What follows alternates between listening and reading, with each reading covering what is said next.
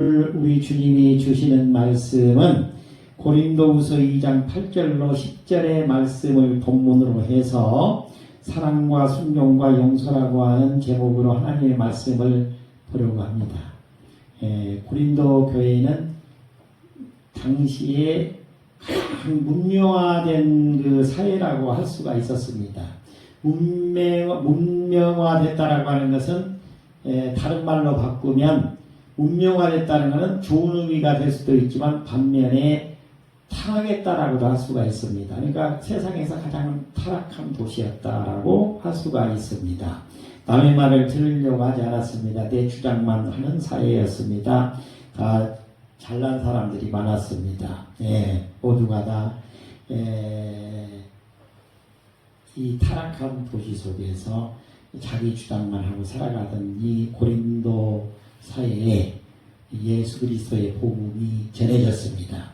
그래서 고린도 교회가 세워졌는데 고린도 교회에 나온 성도들이 자기 주장이 너무나 강했던 것입니다. 그리고 사회에서 자기네들이 주장했던 그 주장을 변화되지 않은 상태로 그대로 교회에 들어와서 자기 주장을 심하게 하다 보니까 말썽이 많이 야기되었습니다. 오늘 주시는 말씀은 그러한 사람들, 교회 안에서 근심을 만들어내고 또 근심케 하는 사람들 때문에 문제가 있다라고 생각해서 주시는 바로 말씀이 되겠습니다.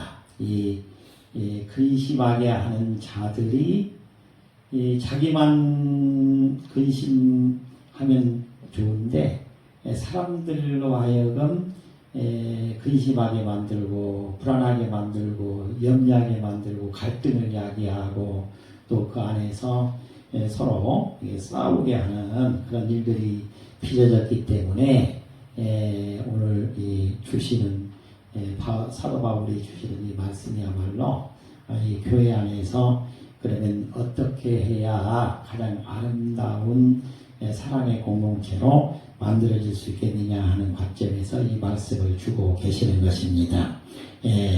고린도 교회 안에 근심케 하는 자들 때문에 아픔과 갈등의 문제가 있었는데 그 아픔과 갈등의 문제를 해결하려면 다른 것으로 해결되지 않는다. 예수 그리스도의 그 십자가 사랑으로 해결할 수 있다. 그 다음에 두 번째는 자기 주장들을 다 내려놓고 내가 사회에서 경험했던 거, 학교 다니면서 공부했던 거, 주변에 똑똑하다고 하는 현학자들로부터 내가 들어서 알게 된 거, 배우게 된 거, 이런 거 다 내려놓고 하나님의 말씀에 순종하면서 살아가는 것이야말로 해결 방안이다. 그리고 어떤 근심을 야기시킨 사람이라고 할지라도 성도들에게 근심케 한 사람들을 하나님의 사랑으로 용서해 줘야 된다. 이렇게 말하고 있습니다. 그래서 예수 그리스도의 십자가의 사랑으로 그리고 말씀의 순종함으로 그리고 그 근심케 하는 자들을 용서함으로써 모든 문제가 깨끗하게 해결되고 고린도 교회는 그 문제가 해결이 되면 이 세상에서 가장 아름다운 교회로 세워질 수가 있다.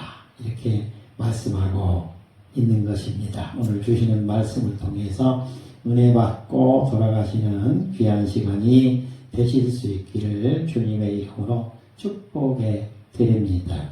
첫 번째입니다. 첫 번째는 사랑을 근심하는 자들에게 나타내야 한다고 말씀하고 있습니다. 사랑을 근심하는 자들에게 나타내야 된다고 말씀하고 있습니다. 8절을 같이 읽어보시도록 하겠습니다. 그러므로 너희를 권하노니 사랑을 그들에게 나타내라. 사랑을 나타내라고 말씀하고 있습니다. 여기 그들에게 사랑을 그들에게 나타내라. 그들에게는 근심을 야기시킨 사람들, 성도들을 불안하게 만들고 근심하게 만드는 사람들, 걱정하게 만드는 사람들, 염려하게 만드는 사람들을 예수 그리스도의 사랑으로 받아들여서 그들이 예수 그리스도의 사랑으로 성도들을 향해서 근심치 않도록 사랑의 말을 하도록 하라는 말씀입니다. 다시 한번 읽어주시기 바랍니다. 그러므로 너희를 권하노니 사랑을 그들에게 나타내라. 네, 사랑은 상처 입은 자를 회복시키는 힘이 된다라고 말씀하고 있습니다. 그 근심케 하는 사람들을 걱정을 자꾸 만들어서 긁어부스럼 만드는 그 성도들 중에 일부 성도들을 사랑으로 감싸서 그들이 그 남을 불안하게 만들고 또 걱정케 만드는 그 마음을 내려놓도록 해야 된다라고 말하고 있는데요. 사랑은 상처 입은 자를 회복시켜 준다라고 말하는데 갈라디아서 6장 1절의 말씀입니다. 신령한 너희는 온유한 심령으로 그러한 자를 바로잡고, 신령한 너희는, 신령하다는 것은 예수 그리스도를 영접한 사람들, 그 걱정 근심케 하는 자들은 지금 예수 그리스도를 온전하게 완전하게 영접하지 못했다는 것입니다. 그러니까 예수 그리스도를 온전하게 영접한 이 사람들을 신령한 사람들이라고 합니다. 이 신령한 사람들이 그 근심을 만들어내고 있는 아직까지 교회에 나오지만 예수 그리스도를 완전하게 영접하지 못하는 사람들을 사랑으로 감싸주라는 것입니다. 골로새서 3장 13절의 말씀입니다. 사랑은 용서로 완성된다라고 말하고 있는데요. 누가 누구에게 불만이 있거든 서로 용납하여 피차 용서하라고 말하고 있습니다. 이와 같이 사랑은 용서로 나타내야 된다라고 바울 사도는 말하고 있는 것입니다. 이 근심을 자꾸 만들어내고 염려를 만들어내고 그러다 보면 사람이 자꾸 불안해집니다. 자꾸 그 안 좋은 말을 하는 사람과 계속 같이 있다 보면은 나도 그 사람하고 같이 되는 것입니다. 그래서 우리는 가능한 한 그런 사람들을 예수 그리스도의 십자가의 사랑으로 용서해주고 받아들여서 그들이 그 근심을 만들어내는 자가 아니라 예수 그리스도의 사랑의 말을 하는 사람으로 바뀔 수 있도록 인도해 줄 책임이 있다라고 말하는 것입니다. 이와 같이 예수 그리스도의 사랑으로 덮어주고 관용하고 받아들여 주면 그 사랑을 받은 바로 그 염려를 야기시켰던 사람도 공동체 안에서 하나 되게 된다라고 이야기하고 있는 것입니다. 로마서 12장 15절의 말씀입니다. 즐거워하는 자들과 함께 즐거워하고 우는 자들과 함께 울라고 말하고 있습니다. 이 교회는 가장 아름다운 교회가 되려면 어떤 교회가 되어야 되느냐? 감리교를 창시한 요한 웨슬레는 세 가지를 말하고 있습니다. 교회를 하나 되게 하는 것은 가장 좋은 방법이 뭐냐? 똘똘 뭉쳐서 그 갈등이 있는 교회를 하나 되게 하는 것은 세 가지를 말하고 있습니다. 첫째는 하나님의 말씀을 전하는 것입니다. 하나님의 말씀을 하는 것입니다. 그거를 다시 바꾸면 선교해야 된다라고 말하는 것입니다. 선교는 하나님의 말씀을 전하는 것입니다. 그 다음에 두 번째는 선행을 하라고 말합니다. 선행, 교회는 선행기관이 되어야 된다라고 말하는 것입니다. 어려운 사람들을 향해서 선을 베풀고 또 밖에 있는 사람들이 교회에서 그 선행을 베푸는 모습을 보고 그들도 본받을 수 있게 해서 바로 그 지역사회가 변화될 수 있도록 해야 된다라고 말하고 있는 것입니다. 그 다음에 세 번째는 구제를 해야 된다라고 말하고 있는 것입니다. 어려운 사람을 보면 그냥 가지 말라는 것입니다. 그냥 지나치지 말라고 말하는 것입니다. 그들에게 손을 뻗어서 교회가 예수 그리스도 이름으로 바로 사랑을 전해주라고 말하고 있는 것입니다. 사랑을 실천하라는 것입니다. 선교와 선행과 구제를 하는 교회는 사랑으로 하나가 된다는 것입니다. 그 교회는 근심케 하는 자가 나오지 않는다라고 말하고 있는 것입니다. 우리도 교훈으로 삼아야 될 줄 믿습니다. 미국의 대통령이었던 에이브러함 링컨은 남북전쟁 당시에 자신을 심하게 비난했던 사람들을 용서하고 다시 중요한 직책에 임명한 적이 있었습니다. 어떤 사람이 링컨에게 왜 당신을 그렇게 핍박하고 저주하고 했던 그 원수를 임명해서 곁에 두십니까? 라고 묻자 링컨은 이렇게 말했다고 합니다. 원수를 친구로 만들면 그 원수는 더 이상 원수가 아닙니다. 가장 절친한 친구가 됩니다. 링컨은 미움보다 사랑과 용서를 선택했습니다. 그 사랑이 나라를 하나 되게 하는 힘이 되었습니다. 우리도 근심하고 넘어지는 사람을 정죄하기보다는 사랑으로 품고 회복시키는 성도가 되어야 될 줄 믿습니다. 바로 사랑으로 근심케 하는 자를 감싸주고 그리고 그가 신앙의 공동체 안에 아름다운 하나의 일원이 될 수 있도록 인도해야 된다라고 말하고 있는 것입니다.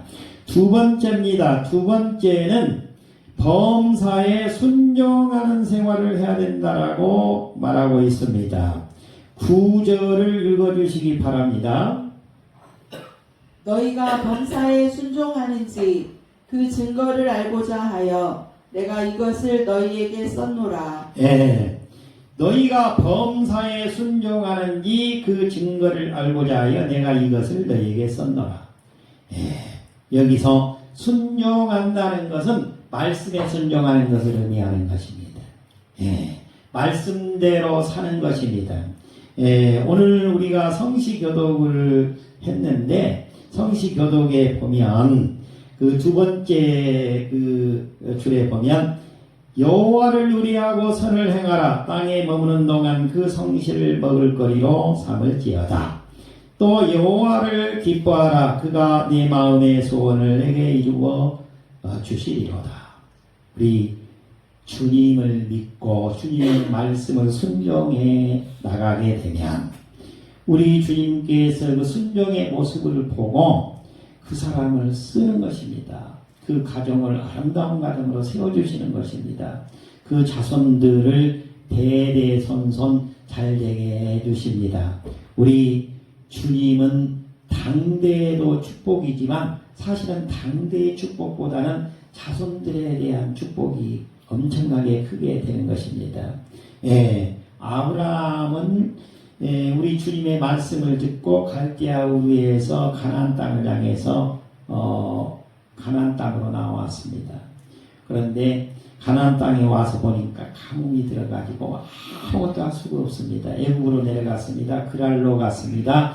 다시 가나안 땅으로 들어왔습니다. 그렇지만 하나님을 원망하지 않았습니다. 아브라함은 알고 보면은 당대에는 그렇게 축복받은 자가 아니었습니다. 아브라함의 자손인 이삭, 야곱, 그 다음에 그 야곱을 통해서 12지파가 생겼죠. 12지파가 지금 우리가 하나님을 믿는 백성들이 다 됐다라고 볼 수 있는 것입니다. 바로 그와 같이 아브라함을 택해서 불러주셨는데 아브라함 후손들, 아브라함을 따라간 사람들에게 축복해 주시는 것입니다. 그는 신앙의 전통인데 족보를 쭉 따라가다 보면 예수 잘 믿는 가정이 그 고을에서 가장 멋진 아름다운 명가족이 되는 것을 우리가 알 수가 있는 것입니다. 모두가 다 이 예수 그리스도를 온전하게 잘 믿고 명문 가족이 되시는 축복을 받으시기 바랍니다. 바로 범사에 순종하는 생활을 해야 된다. 범사에 순종하는 생활을 하게 되면 다른 말이 필요 없다는 것입니다. 내가 세상에서 경험했던 거 좋다고 그래가지고 세상에서 또 어떤 사람이 뭐를 하면 어떻게 좋다 나쁘다 막 하면서 했던 얘기를 교회 안에 가지고 들어와서 얘기를 하는 것은 의미가 없다는 것입니다. 교회 안에 들어와서는 하나님의 말씀대로 어떻게 하면 살 것인지를 배우고 가야 된다는 것입니다. 하나님의 말씀대로 어떻게 하면 멋지게 살아갈 것인가를 교회에서 학습하고 나가서 실천하는 삶을 살아야 된다는 것입니다. 그러면은 사람들을 근심케 하는 자가 되지 않고 염려 불안케 하는 자가 되지 않고 갈등을 만들어내는 자가 되지 않고 세상으로부터 손가락질 당하는 사람이 되지 않고 멋진 하나님의 사람이 되어서 저분은 신월교회 집사님인데 저분은 신월교회 장로님인데 이게 신월교회 성도님인데 정말 이 동상면에서 완주군에서 가장 큰 축복받은 분이시다. 그렇게 된다는 것입니다. 그분들 자손들은 지금 다 잘 돼가지고 서울 가서 무슨 사업을 하는지 아주 잘 됐다. 아들, 딸은 지금 세계를 돌아다니면서 세계 경영을 하는 사업을 하고 있다. 이렇게 우리 주님이 그 말씀에 순종하는 삶을 살아가는 바로 이 성도에게는 놀라운 그 하늘의 축복을 내려주신다는 것입니다. 이 순종은 믿음 있는 성도의 증거가 된다는 것입니다. 그러니까 남을 근심케 하고 염려케 하고 불안케 하고 갈등을 야기시키는 성도는 순종하는 사람이 아니라는 거예요. 말씀대로 살아가는 사람이 아니라고 봐야 된다는 것입니다. 신명기 18장 1절 2절의 말씀입니다. 네가 너의 하나님 여호와의 말씀을 삼가 듣고 내가 오늘 너에게 명령하는 그의 모든 명령을 지켜 행하면 너의 하나님 여호와께서 너를 세계 모든 민족 위에 뛰어나게 하실 것이라. 네가 내 하나님 여호와의 말씀을 청종하면 이 모든 복이 너에게 임하며 너에게 이르리라. 세계 민족 중에 가장 뛰어난 사람이 되게 해주신다는 것입니다. 그 가정에서 그 가정의 자손들이 세계를 돌아다니면서 세계 경영을 하는 사람이 되게 만들어 주신다는 것입니다. 멋쟁이로 살게 만들어 주신다라고 약속하고 있는 것입니다. 이와 같이 순종을 하게 되면은 감히 상상할 수 없는 하나님의 은혜가 임하게 된다라고 말씀하는 것입니다. 이사야서 1장 19절의 말씀입니다. 너희가 즐겨 순종하면 땅의 아름다운 소산을 먹을 것이요. 우리가 하나님의 말씀을 순종하고 남을 염려케 하고 근심케 하는 자가 되지 않고 말씀대로 순종하면서 살아가면 우리 주님께서 이 세상에서 살아가는 동안에 가장 아름다운 땅의 소산을 먹게 만들어 주신다는 거예요. 그 가정에 아름다운 먹을거리가 끊이지 않도록 우리 주님께서 공급되게 만들어 주신다는 것입니다. 우리 주님이 공급해 주시는 이 하늘의 축복을 받아 누리시는 우리 성도님들이 되실 수 있기를 주님의 이름으로 축복해 드립니다. 사무엘상 15장 22절에 보면 순종이 제사보다 낫고 듣는 것이 순양의 기름보다 낫다라고 말씀하고 있습니다. 순종이 제사보다 낫다는 것입니다.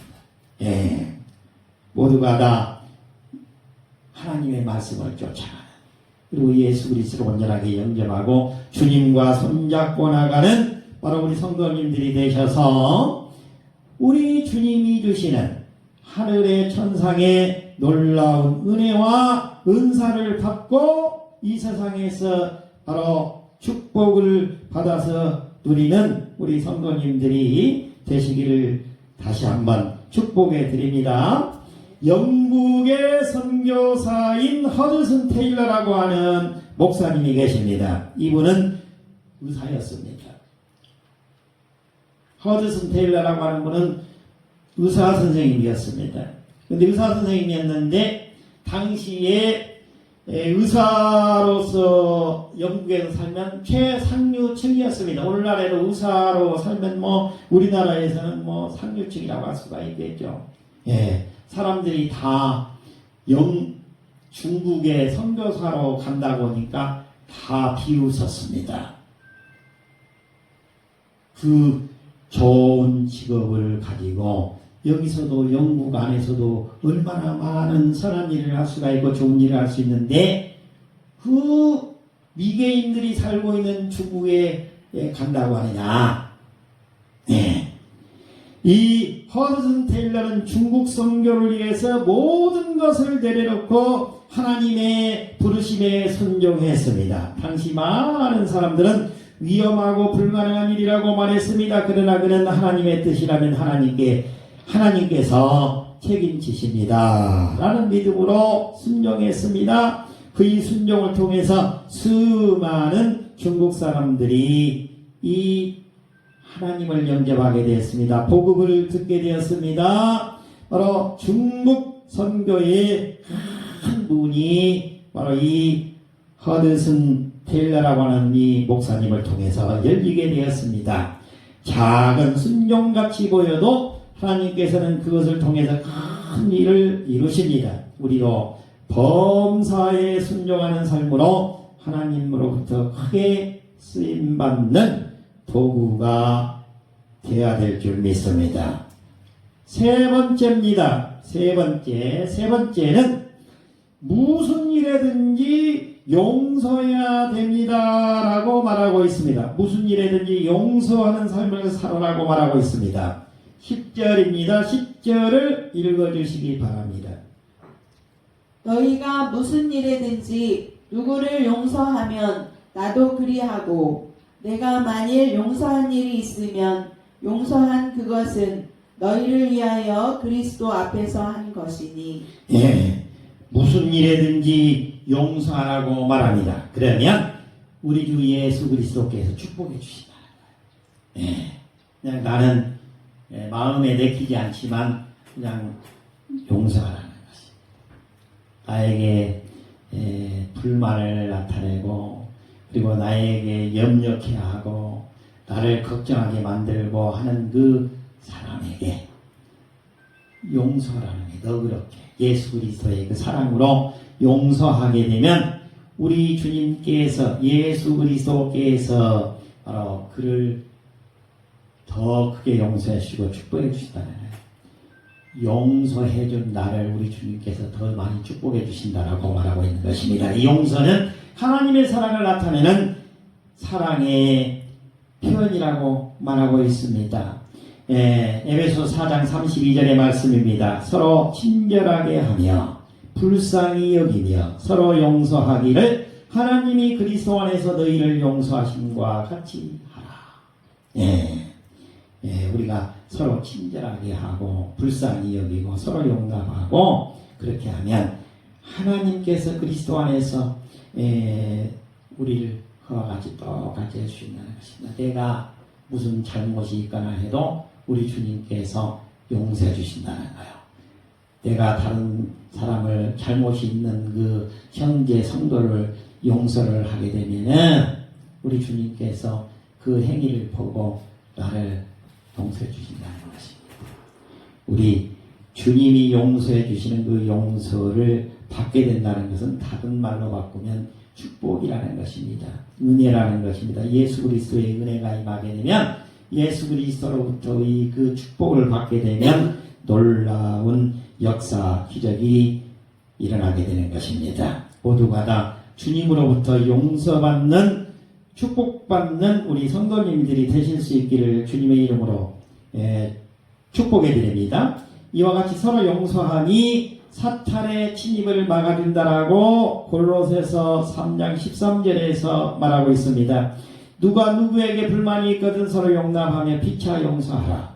베드로전서 3장 9절의 말씀입니다. 용서는 예수님의 삶을 실천하는 성도의 의무라고 말하고 있습니다. 악을 악으로 갚지 말고 도리어 복을 빌라고요.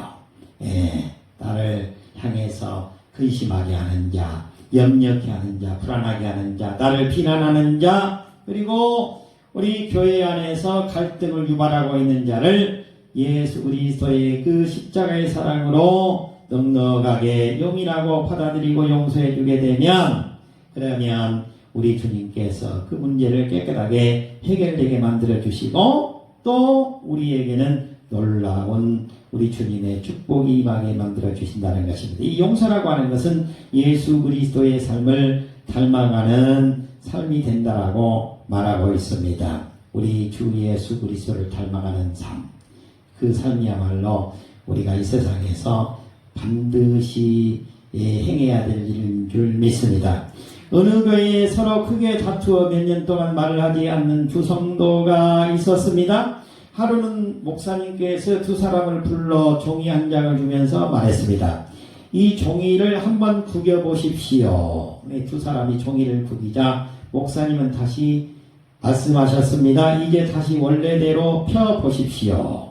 아무리 펴도 구겨진 자국은 남아있었습니다. 목사님 조용히 말했습니다. 미움과 상처도 그렇습니다. 시간이 지나도 흔적이 남습니다. 그러나 사랑과 용서는 그 상처를 덮고 다시 이어지게 합니다. 그 말을 들은 두 사람은 서로 눈물을 흘리며 손을 잡고 화해했습니다. 용서는 상대방만 살리는 것이 아니라 자신의 영혼도 자유롭게 만드는 하나님의 은혜인 것입니다.